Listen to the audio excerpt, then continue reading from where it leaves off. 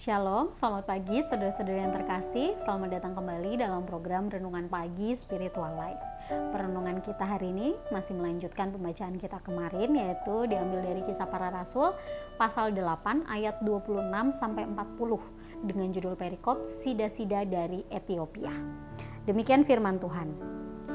Kemudian berkatalah seorang malaikat Tuhan kepada Filipus, katanya, "Bangunlah dan berangkatlah ke seberang selatan, menurut jalan yang turun dari Yerusalem ke Gaza. Jalan itu jalan yang sunyi."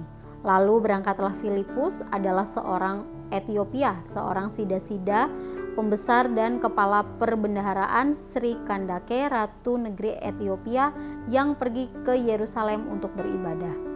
Sekarang orang itu sedang dalam perjalanan pulang dan duduk dalam keretanya sambil membaca kitab Nabi Yesaya. Lalu kata Roh kepada Filipus, "Pergilah ke situ dan dekatilah kereta itu."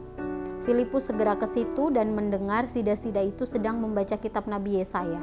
Kata Filipus, "Mengertikah Tuan apa yang sedang Tuan baca itu?" Jawabnya, "Bagaimanakah aku dapat mengerti kalau tidak ada yang membimbing aku?" Lalu ia meminta Filipus naik dan duduk di sampingnya. Nas yang dibacanya itu berbunyi seperti berikut. "Seperti seekor domba ia dibawa ke pembantaian, dan seperti anak domba yang keluh di depan orang yang menggunting bulunya, demikianlah ia tidak membuka mulutnya. Dalam kehinaannya berlangsunglah hukumannya. Siapakah yang akan menceritakan asal-usulnya? Sebab nyawanya diambil dari bumi." Maka kata sida-sida itu kepada Filipus, "Aku bertanya kepadamu, tentang siapakah Nabi berkata demikian? Tentang dirinya sendiri atau tentang orang lain?" Maka mulailah Filipus berbicara, dan bertolak dari nas itu ia memberitakan Injil Yesus kepadanya.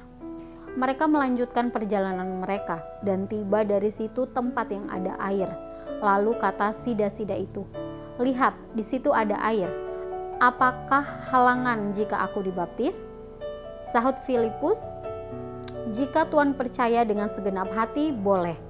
Jawabnya, "Aku percaya bahwa Yesus Kristus adalah anak Allah." Lalu orang Etiopia itu menyuruh menghentikan kereta itu dan keduanya turun ke dalam air. Baik Filipus maupun sida-sida itu, dan Filipus membaptis dia. Dan setelah mereka keluar dari air, Roh Tuhan tiba-tiba melarikan Filipus dan sida-sida itu tidak melihatnya lagi. Ia meneruskan perjalanannya dengan sukacita. Tetapi ternyata Filipus ada di Asdod. Ia berjalan melalui daerah itu dan memberitakan Injil di semua kota sampai ia tiba di Kaisarea.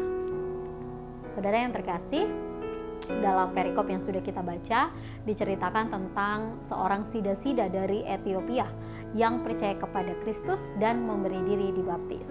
Sida-sida ini adalah seorang petugas atau pengurus istana.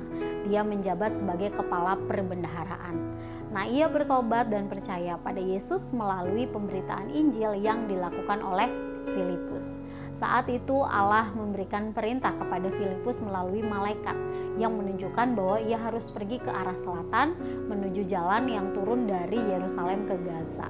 Kemudian Filipus di sana bertemu dengan seorang sida-sida yang sedang membaca kitab Nabi Yesaya di keretanya. Nah, di sanalah mereka terlibat dalam percakapan mengenai nubuat Nabi, mengenai Yesus sebagai Mesias yang membawa keselamatan. Nah, saudara, jika kita melihat bagaimana Filipus dituntun oleh Tuhan untuk memberitakan Injil, maka kita mungkin berpikir bahwa pemberitaan Injil dalam kisah ini begitu mudah dan lancar. Nah, hal ini tampak berbeda dengan apa yang terkadang kita alami saat ini sebagai orang percaya. Saat kita mencoba memberitakan Injil atau bersaksi tentang Yesus, kita seringkali ditolak, atau orang tersebut, orang yang kita beritakan Injil itu tidak juga bertobat. Nah, perhatikanlah bahwa apa yang terjadi pada sida-sida dari Etiopia bukanlah paksaan dari Roh Kudus. Sida-sida ini memutuskan untuk bertobat dan menerima anugerah keselamatan karena dia membuka hati pada pekerjaan Roh Kudus. Seandainya saja saat itu dia mengeraskan hati, maka pertobatan tersebut mungkin tidak terjadi.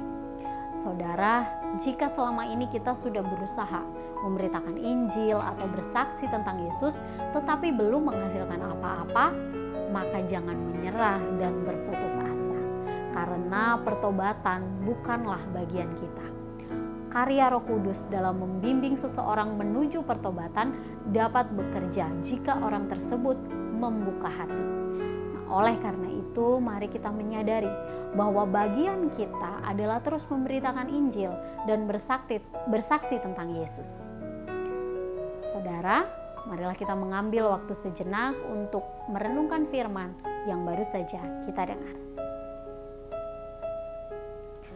Saudara, sebagai orang percaya, apakah saudara sudah mencoba untuk memberitakan Injil dan bersaksi tentang Yesus? Apakah saudara sudah melakukan hal tersebut tetapi tidak ada orang yang bertobat dan menerima Yesus?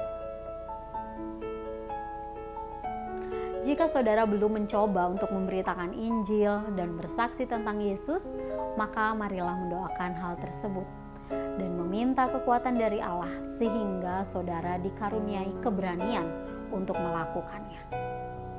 Dan jika selama ini saudara sudah mencoba untuk memberitakan Injil dan bersaksi tentang Yesus tapi belum ada yang bertobat, maka mari berdoa dan meminta Allah menganugerahkan kekuatan bagi saudara untuk tetap bisa melakukan hal tersebut.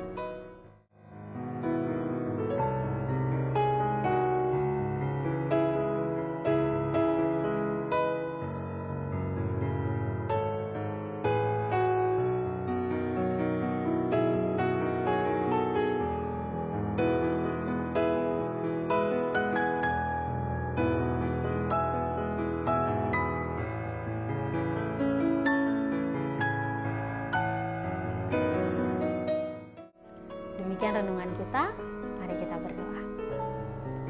Ya Allah Bapa, kami mengucap syukur untuk kasih dan penyertaan Tuhan sehingga kami dapat memulai hari kami kembali Tuhan saat ini.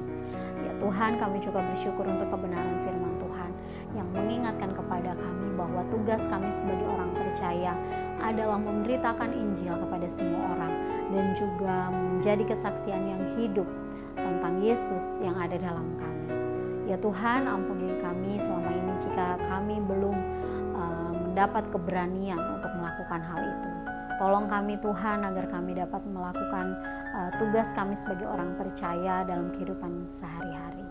Juga mungkin selama ini ada di antara kami yang sudah berusaha untuk memberitakan Injil tetapi belum melihat hasilnya. Kami berdoa Tuhan, kiranya Tuhan juga memberikan kekuatan kepada setiap kami untuk kami terus dapat melakukan hal tersebut. Ya Tuhan, kami mau serahkan hidup kami dan semua hal yang akan kami kerjakan hari ini. Tuhan tolong dan sertai kami. Dalam nama Tuhan Yesus kami berdoa dan mengucap syukur. Haleluya. Amin. Demikian renungan kita hari ini. Selamat pagi, selamat beraktivitas. Tuhan Yesus memberkati.